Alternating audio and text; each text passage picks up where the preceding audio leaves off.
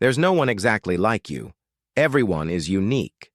But while that's very true, there are certain individuals out there who probably wish they weren't. Not because they've done something wild, but because life has absolutely dragged them through it. From absurdly rare conditions to weird fates, join us as we're going to dive into the lives of 15 unlucky people you won't believe exist. Number 15. Nikki Freeman. Nikki was born in Esperance in the early 1970s. At first sight, most people think he's a 10-year-old boy. But Nikki is actually over 40. His body ages at an extremely slow rate due to a combination of rare conditions, including hydrocephalus and a severely underdeveloped pituitary gland. Doctors once said he wouldn't survive infancy. Not only did he survive, but he also kept defying medical expectations.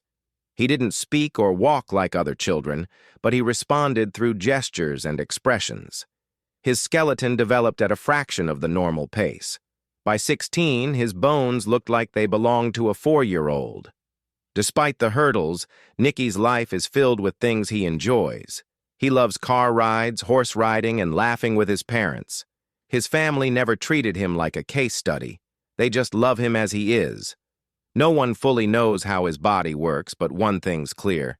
Nikki isn't stuck. He's just living uniquely. Number 14. The Folded Man.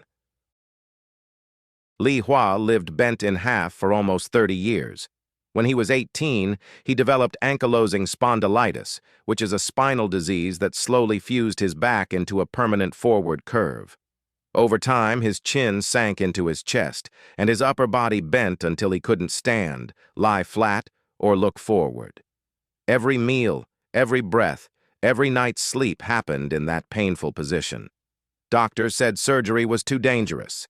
For decades, he lived folded, until a medical team in Shenzhen finally stepped in. Led by Dr. Tao Huiren, they performed 4 brutal surgeries, breaking and rebuilding his spine in pieces. Step by step, they straightened his frame. Recovery was long and painful, but it worked.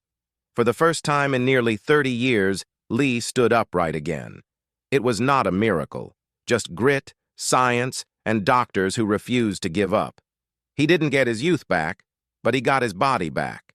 And after all those years, standing straight meant everything. Number 13. Kostas Mitsotakis. In 2011, a Spanish village named Sodeto won nearly $1 billion in the country's annual Christmas lottery. Every household in town bought a portion of the winning ticket, except one. That one person was Kostas Mitsotakis, a Greek filmmaker living alone in a barn just outside the village. The local housewives group usually sold tickets door to door, but somehow skipped his place. It wasn't personal. They just forgot. When the winning number was announced, people filled the streets, cheering and hugging. Kostas woke up to the noise and found out he was the only one who didn't win. Some families collected hundreds of thousands, others even more. Kostas didn't hold a grudge. He stayed in town, kept working, and eventually began filming a documentary about how the village changed after the win. He didn't get rich, but he captured something no one else did. Everyone else got money. He got a front row seat to what happened after. Number 12. Charlotte Garside. Charlotte was born looking like a doll. She weighed less than 3 pounds and was so small her clothes had to be hand-stitched. Doctors diagnosed her with primordial dwarfism, but no one could say exactly what to expect. Her family didn't wait around for answers. Charlotte learned to walk, talk, write, and keep up with her sisters. She went to school, answered questions, raised her hand in class, and played during recess. People stared. That never bothered her. Teachers never treated her differently, and she didn't want special treatment anyway. Her height stayed tiny, but everything else kept growing. She loved books, friends, and making people laugh. Charlotte didn't live like someone with a condition. She lived like a kid who had things to do. Interviews and headlines focused on her size. She never did. What mattered to her was being included, being respected, and being heard. She wasn't there to inspire. She was just living her life. Number 11. Kathy Young. Kathy Young didn't plan on breaking a world record. She just loved corsets. Her obsession started in the late 1950s, before she married Bob Jung, an orthopedic surgeon. Together, they shared a fascination with Victorian fashion. Over time, it became more than a hobby. By the 1980s, Kathy began tight-lacing full-time, slowly shrinking her waist. Standing 5 feet 8, her waist eventually reached just 15 inches, earning her the record for the smallest waist on a living adult. She owns over 100 custom corsets and rarely removes them. While many criticize her lifestyle, Kathy and her husband say she's healthy, claiming the corsets support her spine rather than harm it. Some see it as art, others call it obsession, but Kathy never cared what anyone thought. She reshaped her body on her own terms. She's not selling anything, not chasing fame, just living how she wants. For Kathy, corsets aren't costumes, they're commitment. There are no tricks and no shortcuts. It was just decades of pure discipline. Number 10. Dor Bahadur Kapangi. Dor Bahadur Kapangi was born in 2004 in Nepal's Sinduli district. For the first few years, everything seemed normal. He'd walk to school with his brother, laugh with friends, and play like any other kid. But around age 7, his growth just stopped. His parents were confused, and the doctors couldn't explain it either. In 2022, when Dor was 17, Guinness World Records measured him officially. He stood at 2 feet 4 inches tall, making him the world's shortest living teen. During the ceremony, his brother did most of the talking. Doctor stayed quiet, clearly uncomfortable in front of the cameras. He still lives in the same village, surrounded by rice fields and classmates who tower over him now. His family helps him with daily life, but he still insists on doing whatever he can on his own. He doesn't mind the record, but he isn't chasing fame. Doctor just wants to study, hang out, and be treated like everyone else. All right, now, let's move to Number 9. Kennedy Jordan Bromley. When Kennedy was born in Ontario, Canada, doctors said she wouldn't make it through the night. She weighed 2 pounds, measured 11 inches, and had bones as fragile as glass. Her parents were told to prepare for goodbye. But Kennedy didn't quit. She was diagnosed with primordial dwarfism, one of the rarest conditions on Earth. Fewer than 100 people live with it. Despite the odds, she learned to walk, swim, skate, and even play hockey. By age 12, she stood just over 3 feet tall, with the energy of a much bigger kid. Teachers call her quick, funny, and fearless. She isn't trying to prove anything. She just wants to live a full life. Her mom, Brenda, still worries. The condition brings risks, but they take it day by day. Kennedy has never known normal, but she's never cared either. She's not here to fit a mold. She's here to move, laugh, and live like any kid who refuses limits. What do you think about her? Let us know. Number 8. Mahendra Ahirwar. Mahendra Ahirwar was born in India with a rare condition that caused his neck to weaken and bend so far forward that his chin rested on his chest. For more than a decade, he couldn't lift his head, walk properly, or even breathe easily. His parents took him to over 50 hospitals, hoping someone would help. Every doctor said the surgery was too risky or refused treatment altogether. Then a woman named Julie from Liverpool saw his story online. She launched a fundraiser and brought Mahendra to New Delhi for surgery. It worked. Doctors realigned his neck using titanium plates. For the first time in his life, he looked straight ahead and smiled. He went back to school and started living normally. His mother said it felt like the sun rose in their house. But just 8 months later, Mahendra died suddenly while watching television. It was devastating. But in those 8 months, he experienced a kind of freedom he never had before. Number 7. Henry Gunther. Henry Gunther died 2 minutes before World War I officially ended. He'd been demoted from sergeant to private after writing a letter criticizing the war and urging a friend not to enlist. That letter got him flagged by censors, and even his fiancée reportedly broke off their engagement. His morale dropped. On November 11, 1918, the armistice was signed to take effect at 11 a.m. His unit in France got the message. So did the nearby German troops.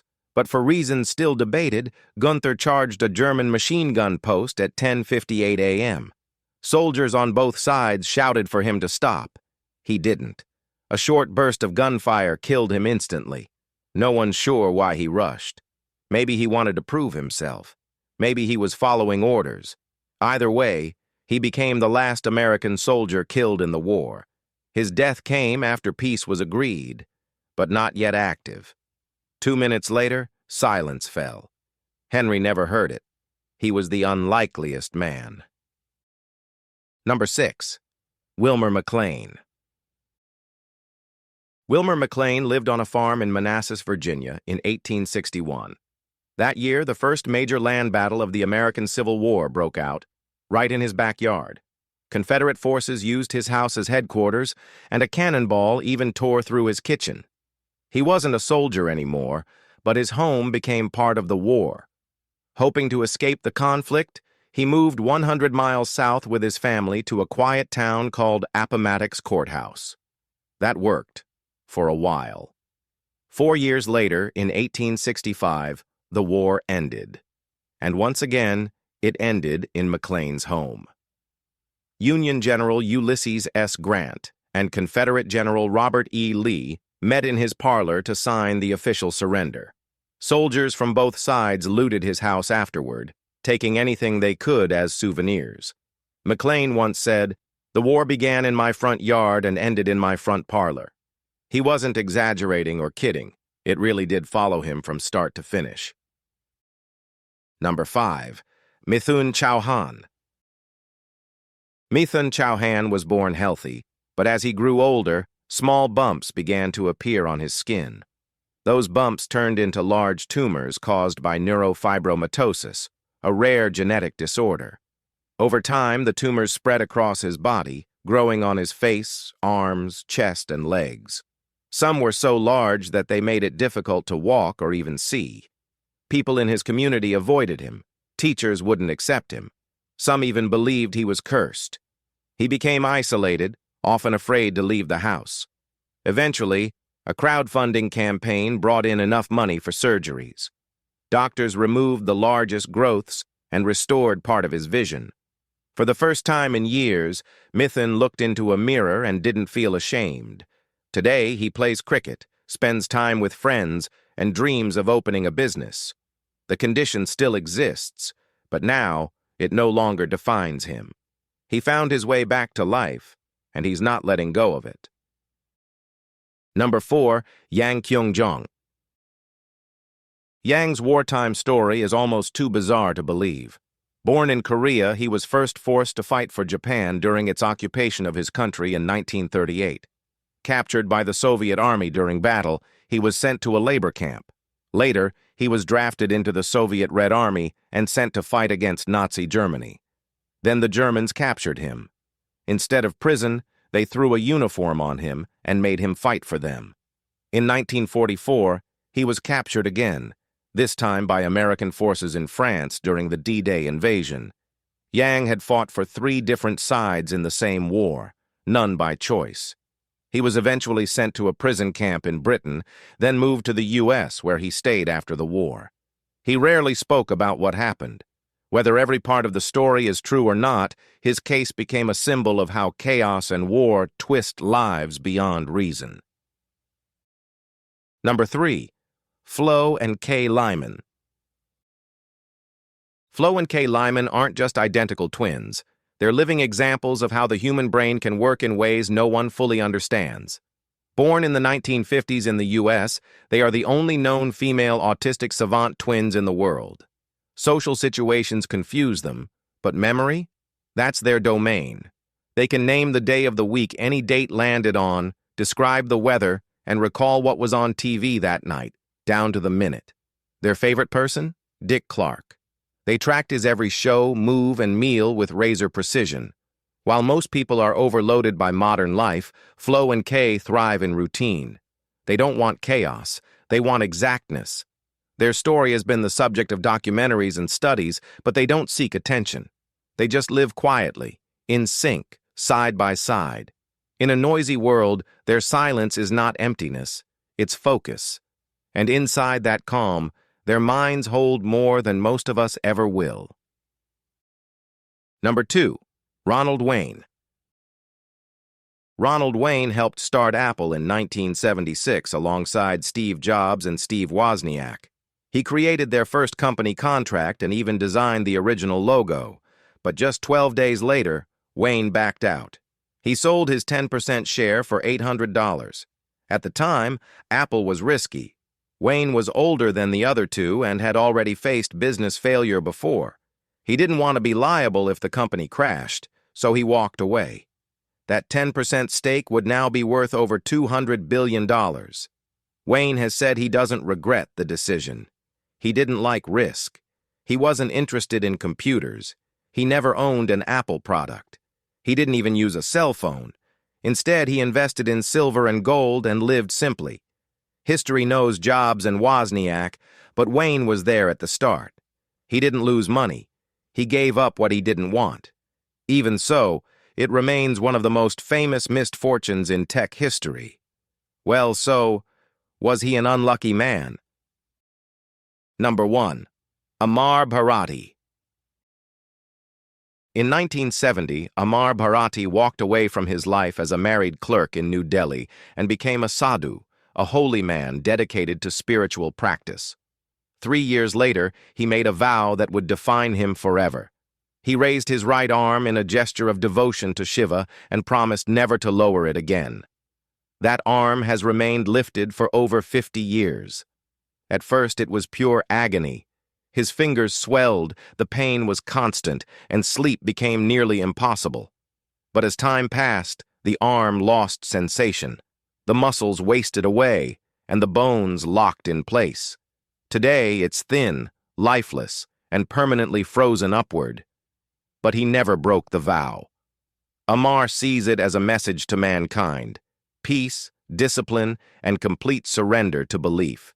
He doesn't do interviews, speeches, or public shows. He doesn't need to. One raised arm has said more in silence than most can say with a microphone and a stage. If you've enjoyed this video, be sure to like, share, and subscribe. Thanks for joining us on this journey, and we'll see you very soon.